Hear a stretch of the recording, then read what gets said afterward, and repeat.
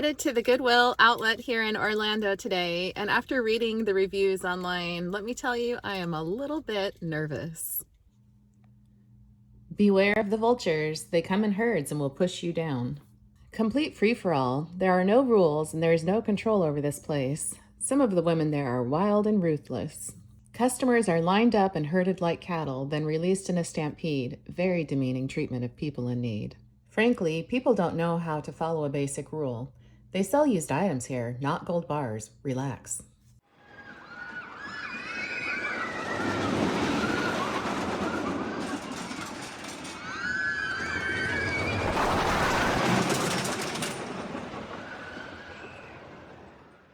So we're here at the Goodwill Outlet. We just got here. I've got my daughter with me and we are hoping to go find some exciting stuff, but we are totally bummed because we just got here thinking that we were early. We're like 20 minutes before 9 and it said that it opened at 9 on Google Maps, but apparently it must have opened before then because there is no line, but there are a ton of cars here, so they must be inside shopping already. So we are gonna run out and see if we can get in there and hopefully find a card at some time because I'm sure that they are all gone already.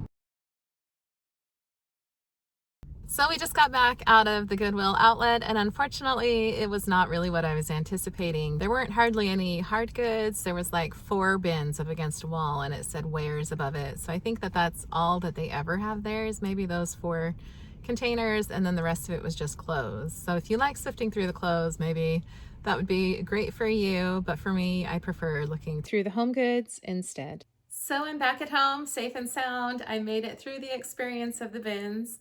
And so I'm going to share with you a little bit more about my experience while I was at the bins, and then I'm going to show you some of the goodies that I found. I am also going to show you some of the goodies that I found when I went back again today to the bins, and I did find a really great score this second trip.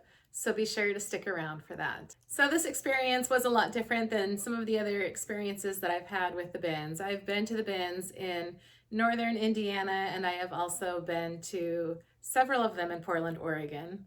And at this one, I was actually able to find a cart. That's pretty uncommon at some of the other places that I've been. And it actually wasn't anything like the reviews.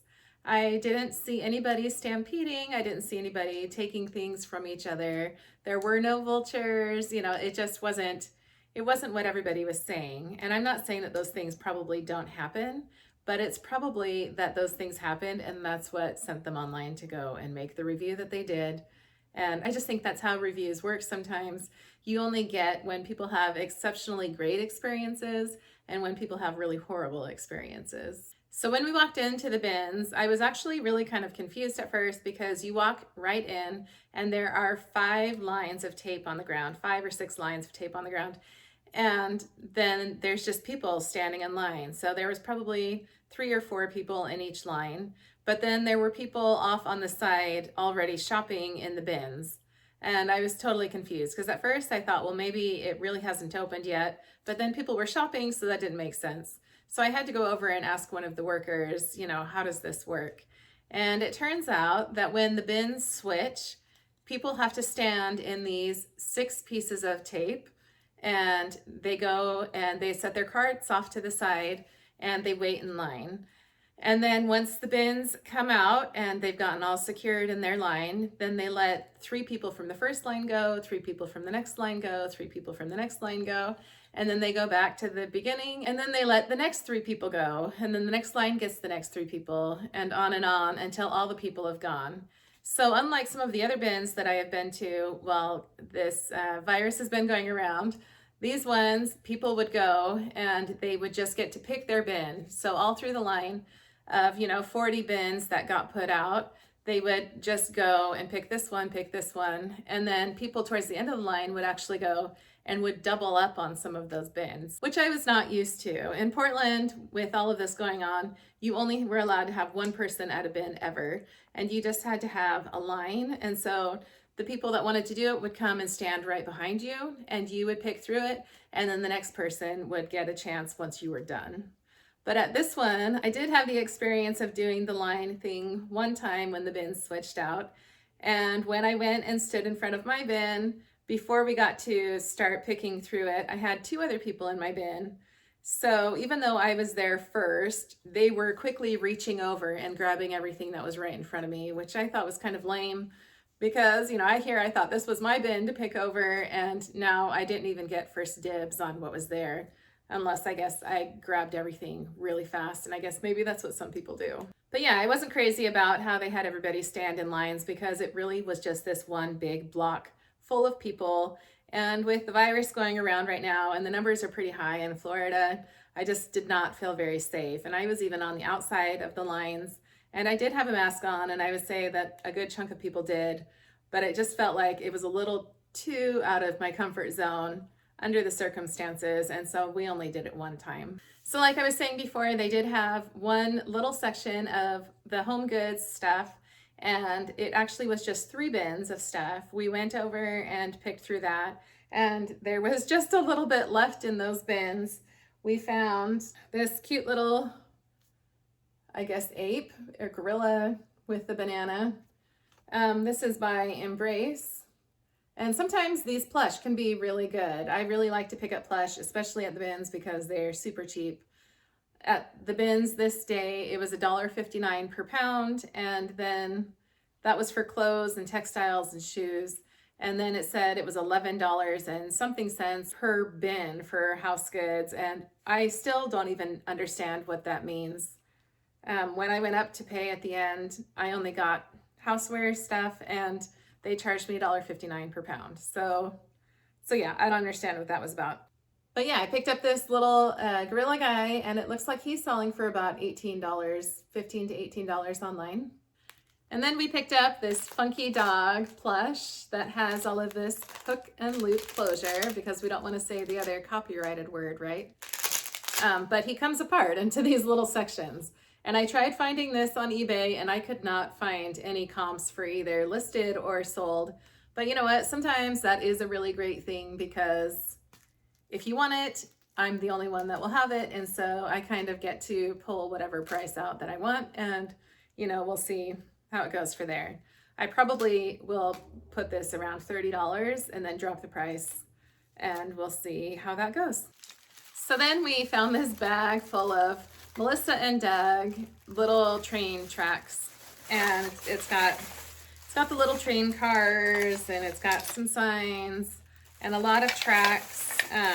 But online it looks like this is maybe going for like $20, $25. So yeah, we picked that up. It was, of course, by the pound, and it is kind of a heavier bag. So I probably have, I don't know, $4 into this. So hopefully it will sell closer to the $25 side.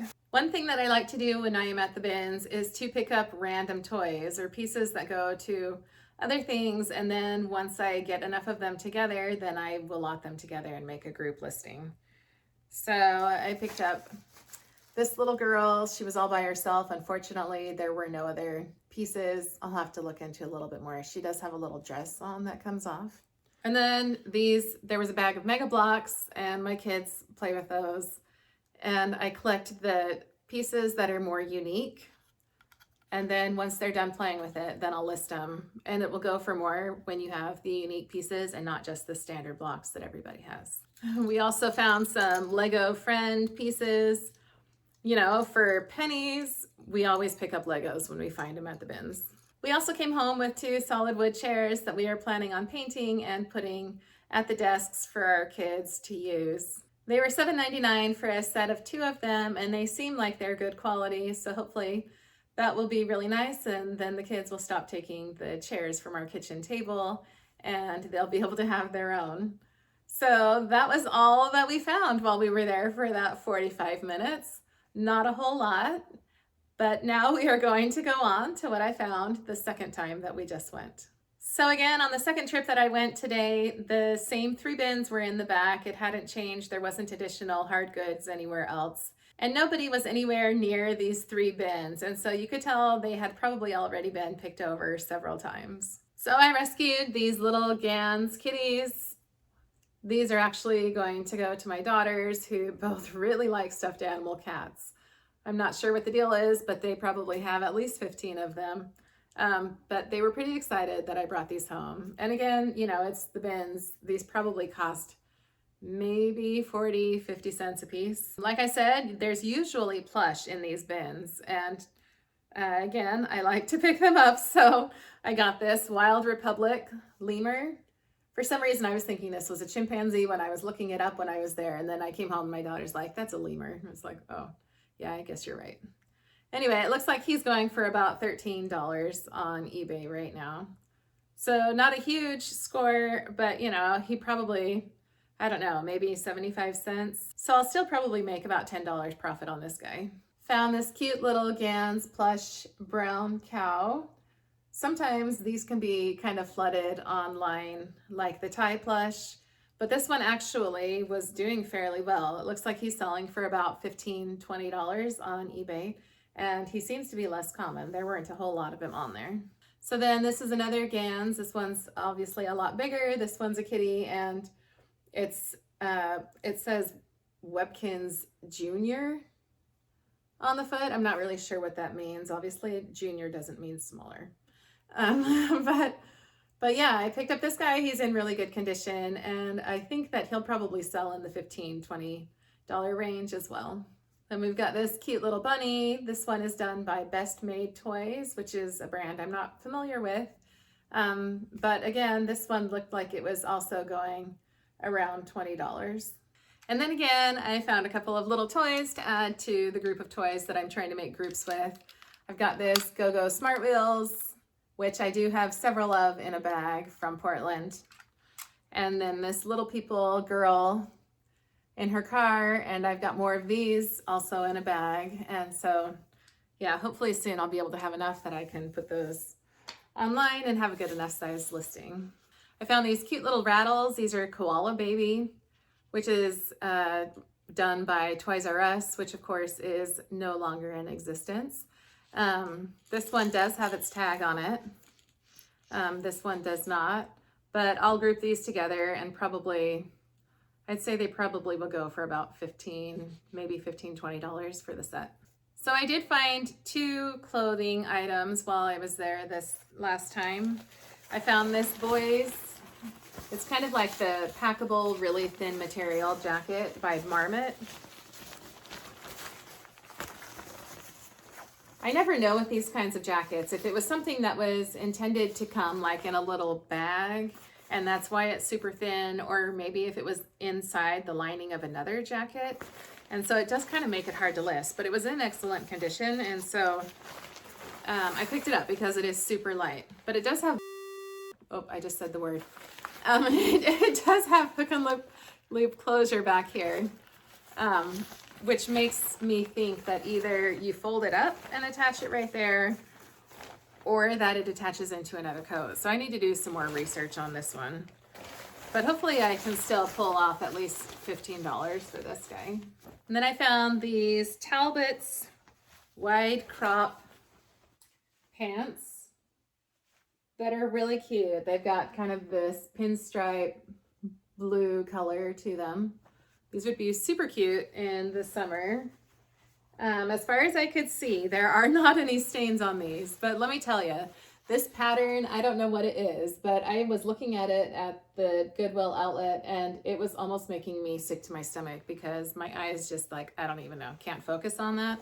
But then trying to look at it with it like, I don't know if that happens to you, kind of the lines like shifting. Anyway, it was making me really loopy. So maybe somebody else will have to check this for stains because it's really hard on my eyes. But yeah, these look like they're selling in like the $15 to $25 range. So hopefully here coming closer to summer, those will be a good seller. Okay, and then on to my very best pickup of both trips. You'll be surprised, but it is this little plush dog by a child of mine from Carter's. And this is even not like the standard Carter's, but sometimes these can do really well too. This one, like obviously you just saw, has the tag on it.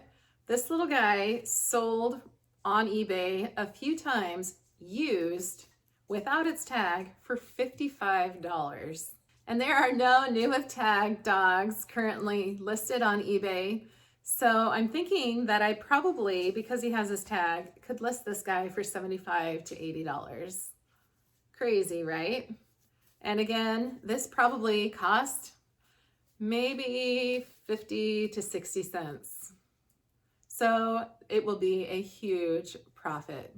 Super excited. You just never know what you're going to find when you go to the outlet. So it's definitely something you should try. And like it was for me, you have to be careful not to get too scared off by the reviews that you read online or some of the scary stories that you hear, because really I don't think it happens as much as it seems after you read all of those bad reviews online. Most of the time, I think things are just pretty chill. And you can find some really good stuff. You just never know. After my first trip on Saturday when we went and we didn't find hardly anything, I did go by a couple of Goodwills and found some really great stuff. So there will be a Goodwill haul coming up shortly. If you guys want to check back in, be sure and click that bell notification and it will notify you when that video drops. But thank you so much for sticking around, guys. I hope that you guys are having an awesome week and that your sales are doing tremendous, and I will see you in the next one.